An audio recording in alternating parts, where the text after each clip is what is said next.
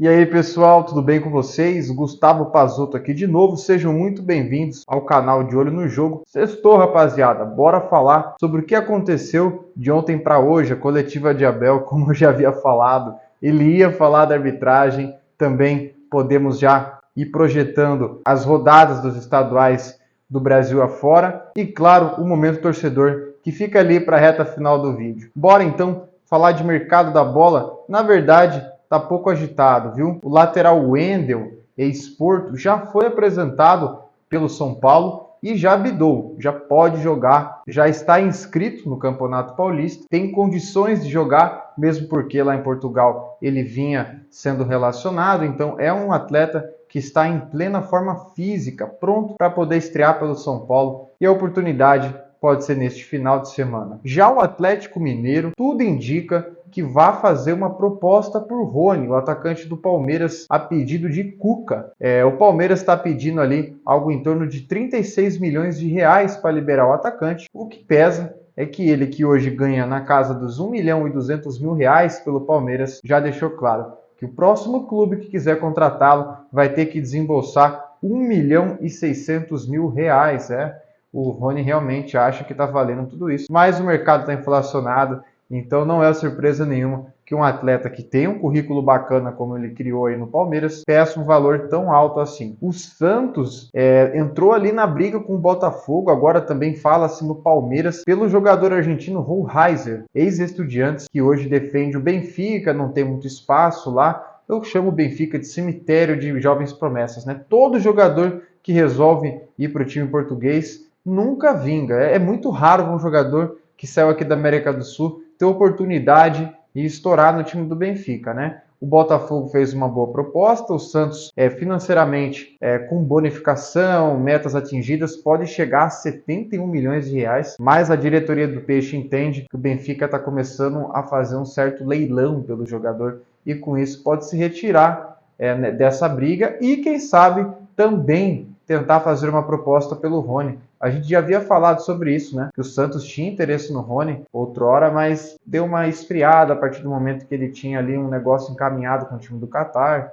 que não deu certo, enfim. Agora, outros clubes brasileiros parecem estar interessados no jogador. O Santos também anunciou de forma oficial o argentino Barreal, que eu também falei lá no primeiro vídeo do canal, que era uma coisa certa já. O jogador argentino que pertence ao Cincinnati, dos Estados Unidos, esteve no Cruzeiro na última temporada e agora reforça o Peixe. Aliás, falando no Santos, o Neymar criticou a estrutura do Peixe, né, falando que o CT do Santos é o mesmo da época em que ele saiu, ou seja, em 2013, que nada mudou, que a estrutura continua a mesma. E se você levar em conta que já faz mais de 10 anos, é uma baita crítica à estrutura santista, né? E com isso, a diretoria olhou para essa crítica e resolveu dar andamento em novas reformas na estrutura do Peixe. Bora então falar da rodada dos estaduais, hein? Amanhã, às 9 da noite, temos Grenal pelo Campeonato Gaúcho,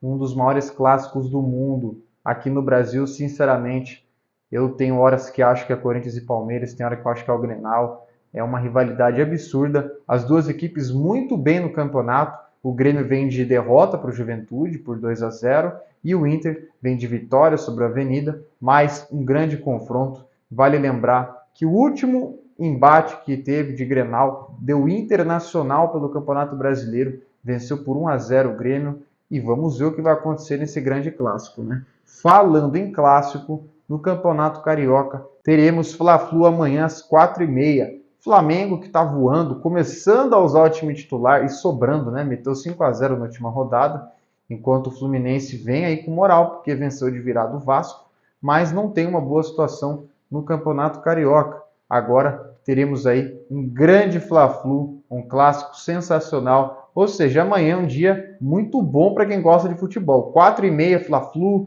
9 da noite Grenal, realmente o que não vai faltar é jogão para poder assistir nesse final de semana. No domingo, às 4 horas, tem Botafogo e Madureira. E na segunda-feira, o Vasco joga fora de casa contra o Sampaio Correia. E no domingão, meus amigos, tem Cruzeiro e Atlético Mineiro. É como eu falei, final de semana de clássico, sensacional. Teremos aí o grande embate entre Cruzeiro e Atlético às 4 da tarde pelo Campeonato Mineiro. Já no Campeonato Paulista, teremos neste sábado São Paulo e Bragantino, Bragantino e São Paulo, o jogo acontece em Bragança Paulista, e o São Paulo deve usar ali um time mesclado, né? Zubeldia deve estar poupando alguns atletas por conta dessa sequência de jogos, coisa que tem sido rotineira neste início de ano. Domingão às 6h30, em Diadema, temos Água Santa e Palmeiras. O Água Santa, 4 pontos, muito mal no campeonato. Palmeiras começando a usar o time titular, muito forte, né? Acredito que o Palmeiras vença sem nenhum tipo de dificuldade.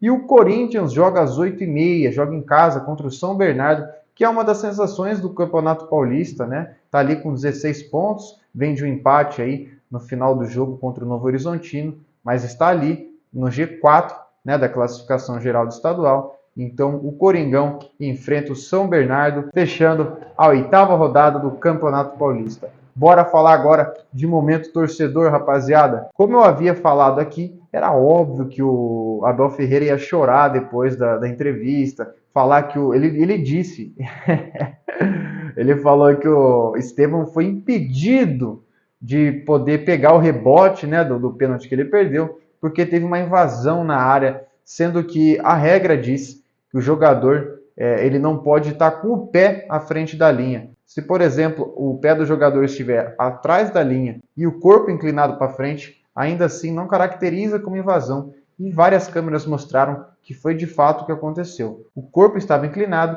mas o pé estava atrás da linha, ou seja, não tinha que voltar o pênalti, Abel. Só aceita que o seu time ficou com um a mais por pelo menos 40 minutos e ficou só tentando cruzar dentro da área e não conseguiu vencer o Corinthians com as suas limitações. E pronto, tá tudo certo. Estevão é um grande jogador. Perder pênalti faz parte. Do outro lado tem um grande goleiro que é o Hugo.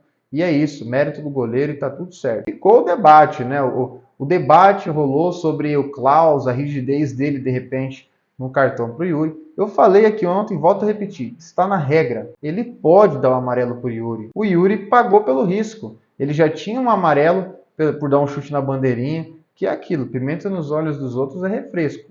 Na época que o Luciano fez isso na arena, eu confesso que eu fiquei puto.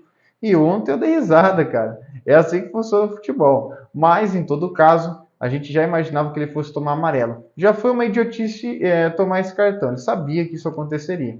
O da simulação, ele correu um risco. Ele estava jogando na casa do rival. E aí, com certeza, poderia acontecer como foi o que aconteceu. Agora, eu volto a falar a mesma coisa do vídeo anterior. Quero ver daqui para frente quantos árbitros, inclusive o Sr. Klaus, vai expulsar jogadores que simulem uma falta na lateral do campo, no meio do campo, no sistema defensivo, sei lá, qualquer lugar. Exceto na pequena área, porque a gente sabe que quando o cara tenta simular pênalti, é amarelo na certa. Mas fora dali, eu particularmente nunca tinha visto. Ele foi muito rígido, na minha opinião, mas também não fez nada de errado. Afinal, está na regra. Rapaziada, vamos falar aí com o torcedor corintiano? Vou fazer uma pergunta para vocês. Vocês confiam no Corinthians? Vocês confiam nesse plantel atual, nessa comissão? Vamos ser sinceros. Se a gente olhar para os números, aquela frase, os números não mentem. Será que não mente? Porque, assim, se a gente for olhar, são 15 jogos, se você levar em conta a sequência do ano passado, com 13 vitórias, um empate e uma derrota. Então, olhando por esse lado, tá tudo às mil maravilhas, né? Não, não tá. O Corinthians é um time que tem um sistema defensivo podre, é uma defesa que sempre vai tomar gol, por isso que todo vídeo eu falo assim, o Corinthians vai tomar gol. Inclusive, antes do jogo eu falei, se ganhar é 2-1, porque vai tomar gol. E é incrível como isso sempre acontece. Aliás, quando não acontece, é um grande milagre. Mas, de um modo geral, sempre tomando gol. Vamos falar também sobre o André Ramalho. Falei ontem aqui, volto a repetir. Fraco, jogador mediano. Se não tiver um cara de qualidade jogando com ele sendo o responsável, principal zagueiro do sistema defensivo, ele não dá conta. O pessoal está começando só a ver agora que ele falha. Ele já falhou contra o Racing na volta, contra o São Paulo, foi expulso por idiotice contra o Luciano ali no Majestoso de 2024. É um zagueiro que falhou também no gol do Noroeste. Ele tem essa marcação assim meio estranha, um cara que ele é muito parado, ele tem uma lentidão que não dá para você ter, sendo que você está jogando contra um ataque tão rápido como o do Palmeiras. Aconteceu ontem de novo, menos de 10 minutos, bola na costa do André Ramalho, gol dos caras. E ainda vai fazer dupla com o Kaká e tendo o Hugo na lateral. Imagine, é óbvio que isso tudo vai enfraquecer ainda mais o jogador. Ele fez bons jogos, eu não vou tirar esse mérito aqui, fez boas partidas desde que chegou, mas ele já está acumulando várias falhas que muitas das vezes os torcedores passam batido por ter um certo apreço por ele, tem essa figura de, eu sou o líder, não sei o quê, mas sinceramente, eu não confio no André Ramalho e nenhum jogador do sistema defensivo do Corinthians. Aliás, ontem Mateuzinho estava mal pra caralho, o Carrijo, gente, o Carrijo que joga muita bola, também não estava legal. E eu faço essa pergunta, vocês confiam no Corinthians para a temporada? Vocês acreditam que esse time, se tiver que decidir fora de casa contra o Flamengo na Copa do Brasil, vai dar conta do recado? Será que no Paulistão, se o Corinthians não terminar em primeiro na classificação geral e decidir um jogo único contra o São Paulo no Morumbi, você, torcedor, confia que vai dar certo? Decidir um jogo único no Allianz Parque, na Vila Belmiro, vocês confiam? Aliás, na Vila Belmiro até beleza, porque desses aí o Santos é um time que está ali, ele é mais fraco do que o Corinthians, né? Mas contra times mais fortes, como o caso do Palmeiras, o São Paulo nem acho que seja tão mais forte que o Corinthians assim, só que aprendeu a jogar o clássico nos últimos anos, né? Então, dadas as circunstâncias, o Corinthians ele tem tremido na base contra os rivais. Então eu fico cabreiro sim. O torcedor pode me xingar, pode falar que eu sou modinha. Eu não ligo. Eu acompanho o Corinthians desde que eu me conheço por gente. E eu já vi times mais fracos do que esse no papel saberem jogar clássico. E eu não vou mudar de opinião enquanto os caras não derem uma resposta diferente. A gente tem 2 tropeços no meio desses 15 jogos aí que eu falei, se você levar em conta o ano passado, e 2 tropeços são contra rivais. Por quê? Não está sabendo jogar. Ontem contra o Palmeiras não jogou absolutamente nada. Depois que saiu o gol ali, os caras não conseguiam trocar 2 passes. Estava um negócio constrangedor. Não é que o Palmeiras estava amassando. Como eu falei, o Hugo fez 2 defesas no primeiro tempo. Mas a posse de bola, o toque de bola do Palmeiras estava tão envolvente que parecia adultos contra crianças. Estava ridículo. Eu estava xingando a dar com pau nesse jogo ontem. Depois entrou Charles. É o que eu falei, cara. Como que um scout trabalha e olha para um futebol dinamarquês? Para mim, Dinamarca só tem ilha, cara. Só tem aquele monte de morro e chocolate. Como que você pega e traz um jogador de lá e achando que é uma boa? Olhou os números do cara aqui no Brasil, ele jogou no Inter, ele foi chutado de lá, foi pro Ceará. Porra, cara, não é possível que os caras não pensem antes de contratar. Outra coisa, eu vejo Palmeiras, Flamengo, São Paulo, os caras negam sem medo nenhum jogadores importantes de base para esses campeonatos ridículos aí da seleção sub-20, entendeu? Pensando no bem próprio. Aí eu falo, o Corinthians fez isso para poder negar ali a ida do Breno Bidon, do Felipe Longo. Felipe Longo, beleza, é um goleiro que tem o Donelli na frente dele ainda para jogar, apesar de que eu não acho o Donelli confiável, mas dá uma rodagem. Mas o Bidon é titular, cara. O Bidon é titular do Corinthians. Vai me dizer que ele não tá fazendo falta? Esse meio-campo do Corinthians do Paulistão é um meio-campo que não é titular. Titular Carrijo, Breno Bidon e Garro. Então, assim, o Garro faz muita falta. Eu gosto do futebol do Coronado, mas já é o segundo clássico também, que o bicho some, dorme, não consegue fazer nada. É um jogador que não vale o salário que paga. Então, é outro cara que fica ali, faz um jogo bom, 3 ruins. É muito constante essa oscilação do Coronado. Agora o Garro não. O Garro é um cara que, quando ele está apagado, você já sabe que o Corinthians não vai funcionar. Porque normalmente é ele quem carrega ali a dinâmica do meio campo. Assim como o Breno Bidon, que eu citei, é um volante moderno, um cara que cadencia a bola, que pensa antes de fazer. E quando ele não joga, é Ranieri, Alex Santana, Charles. Desses todos, o Charles é o menos pior. É um cara que bate muito, mas ele ainda tem uma certa técnica, enfim. Quando ele tá legal para jogo, ele joga muito bem, mas quando não tá, acontece isso aí, igual contra a Ponte Preta, que ele foi expulso. Então, eu acho que os volantes do Corinthians, todos, são bem meia boca. O único que destoa é o Breno Bidon, e ele tá lá defendendo a seleção sub-20. Mas o Corinthians joga domingo, provavelmente vai ganhar. É aquela coisa, fica batendo em times do interior, agora faz obrigação. Até ano passado, no retrasado, nem isso fazia. Estava passando mal no Campeonato Paulista. Pelo menos isso mudou. Contra times que só o salário do Memphis já paga a folha salarial inteira dos caras ali, o Corinthians tem batido. É obrigação. É o que eu sempre falo.